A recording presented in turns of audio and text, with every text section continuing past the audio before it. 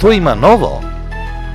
Во Што има ново, добре дојде за Билјана Георгиевска, извршна директорка на Советот за етика во медиумите во Македонија, саморегулаторно тело кое што го спроведува Кодексот на новинарите на Македонија и прима жалби од граѓаните во однос на кршење на професионалните стандарди. Билјана неодамна СЕМ ги презентираше бројките од пристигнатите жалби во 2024 година и натаму најголем број се за онлайн медиумите, прекршување на стандардите на кодексот во онлайн медиумите. На што се должи оваа состојба? Може би се должи на повеќе работи, меѓутоа да тргнеме од тоа дека онлайн медиумите се најбројни и најчитани преку социјалните мрежи. Тие немаат никаква регулација за сега, се јавуваат нови и нови постојано, како се поттикнати од изборни процеси и желба да заработат нешто од изборни кампањи, нели, кои се овде доста чести,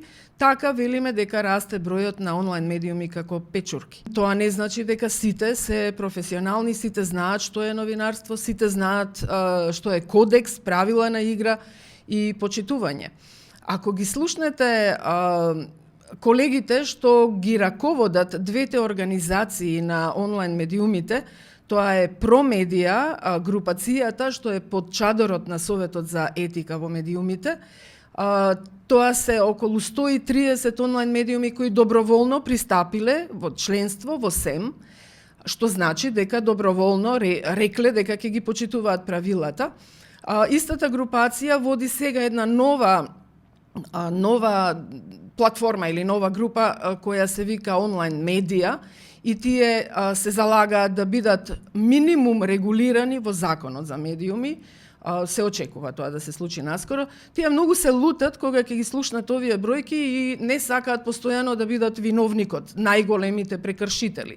Тие велат, да, во онлайн светот се мешаат и луѓе кои не се новинари, кои дури не можете да ги наречете ниту медиуми, но доколку имаат регистрирана фирма што стои зад нив, доколку имаат двајца вработени така натаму, ги задоволуваат критериумите да се најдат во овие списоци и заради тоа имаме доста непрофесионалци во кругот на онлайн медиумите. Добро, од една страна сме сведоци на вистинска експлозија на содржини на интернет и социјални мрежи кои што ги кршат брутално стандардите на новинарството и професијата.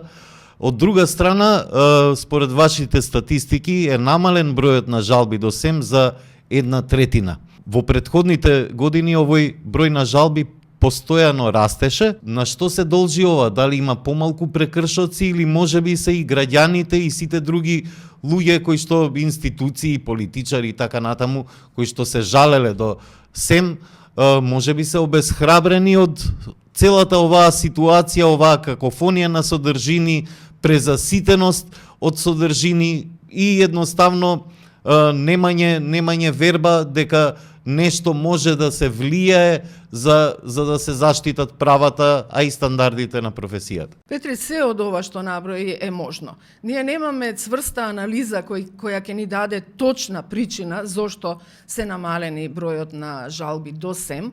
Меѓутоа, ние забележавме дека во периодот на предизборието и во текот на изборите, навистина имаше многу малку жалби, што стигнаа до Советот, до Комисијата за жалби во СЕМ, но и исто така многу малку жалби. Само на една рака мислам можеа да се избројат тие што стигнаа до координативното тело за поднесување жалби, што беше формирано од неколку невладини организации од медиумскиот сектор и регулаторот Агенцијата за аудиовизуелни услуги.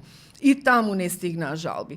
Можно е граѓаните да сметаат дека во изборен процес, кој кај нас трае долго, толку многу прекршоци има на сите страни што тоа може би ги обесхрабрува да поднесат жалба и да бараат решение за една грешка, ако ги има толку многу, но можно е и да едноставно сметаат дека нема резултат од жалбите, некои од медиумите не го прифаќаат процесот на саморегулација, не се джентълмени, како што велиме, да се само коригираат, да признаат грешка. Сите работиме, сите грешиме и е многу подостоинствено да се признае ако се сгреши. Има доста во медиумскиот свет, особено кај онлайн медиумите кои не сакаат да ја објават корекцијата.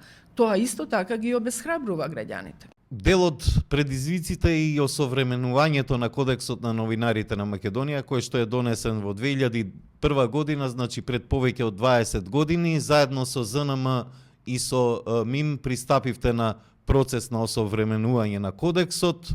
Велите дека тие стандарди веќе не одговараат на современите потреби и предизвици на новинарите и медиумите и дека тоа оттежнува и работата на медиумските саморегулаторни тела. Кои се најитните потреби за осовременување на Кодексот на новинарите? Јас сум во оваа организација скоро 2 години и постојано ги слушав членовите на Комисијата за жалби на нивните седници дека велат мораме да го апдейтираме, да го осовремениме Кодексот, бидејќи немаме одредба за да го решиме ова и ова прашање. Потребата се наметна со развојот на медиумската индустрија и дигитализацијата, се разбира. Неодамна, например, имавме една жалба од граѓанин кој се жалеше дека во еден онлайн портал е објавен текст подпишан со ChatGPT. За тоа во Кодексот нема одредба, нема член. Не можеа ниту да ја разгледаат или да речат има прекршок или нема прекршок, бидејќи нема правило. Така што, за повеќе прашања, Кодексот треба да биде апдейтиран после 20 и неколку години. Многу од прес-советите или Сдруженијата на новинари низ Европа тоа веќе го направија. Има и такви кои сметаат дека вештачката интелигенција не мора да значи дека ќе резултира со нов кодекс, туку дека и за содржини креирани со помош на машините, компјутерите, вештачката интелигенција, треба да важат оние основните етички правила, но кај нас овој процес запре некаде на половина. Можам да речам дека е жртва на новата политика во Вашингтон. Ке видиме дали ќе продолжи, даден е рок од 90 дена да се преразгледаат тие проекти што се финансирани од Агенцијата за помош USAID. Овој процес до половина значи дека извршивме консултација со одреден дел од медиумите, со националниот сервис, со онлайн медиумите, со печатените медиуми, меѓутоа не се опфатени некои други, буквално запре на половина. Се надеваме дека ќе продолжи набрзо. Очигледно дека оваа одлука за сопирање на суспензија на проектите влија и на доста медиумски организации кои што работат на такви проекти, поврзани со истражувачко новинарство, борба против корупцијата и така натаму. Дезинформации, говор на омраза и така натаму. Ке видиме на вистина како ќе продолжи сето тоа. Комисијата за жалби реагира и по собствена иницијатива. Таков пример беше начинот на кој што медиумите известуваа за судењето за убиството на Вања Ѓорчевска и Панче Жежовски. Некои од медиумите изнесуваа детали кои што се навистина потресувачки од тоа судење. Исто такво известување на медиумите полно со шпекулации, неточни информации беше забележано и на социјалните мрежи во врска со трагичната сообраќајка на Партизанска. Како треба да се однесуваат медиумите во вакви случаи? Еве во случајот со трагичната сообраќајка на Партизанска, голем дел од медиумите одлучија да не го објават вознемирувачкото видео презентирано од одбраната. Според мене, како новинар, тоа беше многу ретко и многу позитивно однесување на одговорните медиуми, барем за нешто да се обединат, бидејќи знаеме дека овде медиумскиот простор е многу раситнет. Но во овој случај, навистина ја почитувам таа одлука, затоа што нема ништо да додадат на расчистувањето на процесот, доколку и натаму ја вознемират јавноста со тоа видео. Во однос на судењето за убиството на Вања Ѓорчевска и Панче Жежовски реагиравте? Ние тогаш реагиравме затоа што имавме и поплаки од граѓани дека насловите што се појавија, што излегоа тој ден од рочиштето, се крајно вознемирувачки. Повеќе членови од кодексот се однесуваат на заштита на приватноста на жртви во несреќи, трагедии, болести и така натаму, или исто така има одредба за почитување на правото на семејството на погодени лица, на правото на приватност. Во тој случај имаше на вистина претерано графичко опишување на моментот на убиството на девојчето, и тоа беше прилично вознемирувачко, а не беше неопходно. Се можеше да се опише со други зборови кои помалку ќе бидат вознемирувачки. Тој ден судијата, судските власти одлучиле тоа рочиште да биде отворено, и меѓутоа новинарите не значи дека ако ја добиле содржината, дека на истиот начин еднакво треба и да ја пренесат. Има правила за известување од судски процеси. Колку медиумите ги уважуваат вашите препораки и наоди, па и објавени одлуки и мислења? Како ја оценуваш соработката на СЕМ со медиумите? Што може да се направи да се унапреди и засили саморегулацијата во овие времења, полни предизвици и за медиумите и за слободата на изразување? Поделени сме колегите, како и секогаш. Еве, ќе тргнем од тој случај, од известувањето за судскиот процес за убиството на Вања. Имаше доста колеги кои се согласија на тоа соопштение, го потврдува на социјалните мрежи, таму каде што го објавивме.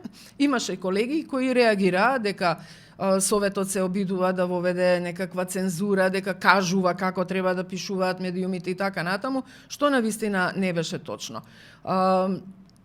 Не го прави комисијата тоа така често, напротив, само во случаи кога се смета дека многу е исчекорено од правилата на игра за професионално и одговорно новинарство. Билјана, честопати одлуките на Советот за етика се однесуваат на коментарите кои што се под објавите на медиумите на социјалните мрежи. Нивните корисници изнесуваат и говор на омраза, и напади, па некогаш и закани по физичкиот интегритет и на медиумите или на луѓето што се предмет на новинарската содржина. Вашите насоки велат дека медиумите се одговорни за модерирање и отстранување на коментарите.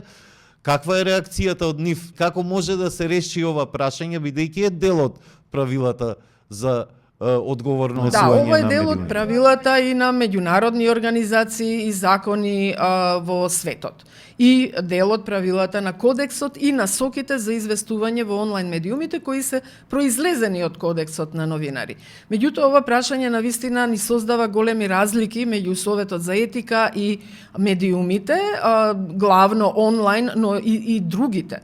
Едноставно велат дека немаат услови, немаат кадар, немаат вработени што би можеле да дежураат секојдневно, навечер и ноќе за да ги чистат коментарите што се дадени под медиумска содржина на фан страните на медиумите на социјалните мрежи. И дека тврдат дека тоа не е нивна одговорност, иако има пресуди, познатиот случај Делфи во Естонија и така натаму. И според новите закони во Европската Унија, исто така медиумите и платформите големи имаат обврска да ги чистат, едноставно ги модерираат овие коментари. Очекувате ли поголема свесност кај нашите медиуми, бидејќи со нереакцијата тие придонесуваат и за поларизација, и за поттикнување на говор на омраза, и за поттикнување на некои форми на насилство? Нема да се откажеме од инсистирање да се почитува ова правило.